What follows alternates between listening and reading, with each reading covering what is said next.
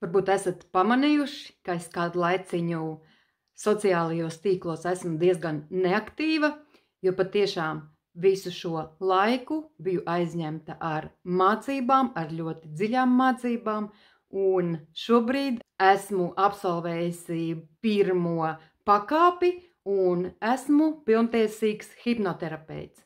Nu ko, tad ir pienācis laiks tikt skaidrībā ar šo te vārdu. Pirmām kārtām hipnoze, kas izraisa ļoti daudzos cilvēkos bailes un bijību. Par hipnozi ir ļoti daudz dažādas definīcijas, es varu pieminēt dažas no tām.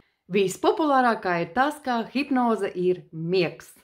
Tātad tā ir pilna kontroles zaudēšana, tu tiec ievests dziļā miegā un hipnozes laikā var sākt pārrakstīt uz hipnoterapeita māju, mašīnu un vispār atdot visu savu naudu. Vēl ir tāds otrs viedoklis, ka hipnoze ir tāda kā burvju tabletīte. Es tagad aizmigšu dziļā miegā un hipnoterapeits man ausīs kaut ko iečukstēs. Es pamodīšos un es būšu pilnīgi cits cilvēks. Patiesībā neviens, ne otrs, ne trešais, ne desmitais, neviens no tiem nav taisnība.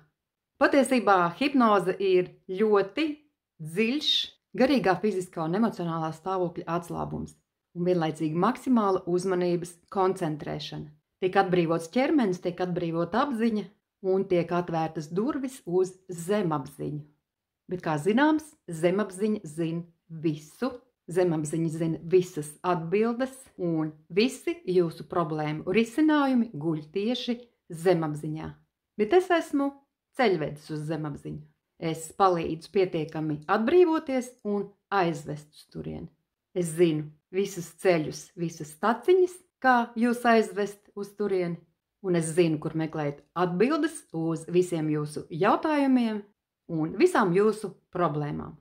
Nākošajā video parunāsim par ļoti interesantu tēmu. Gaidiet!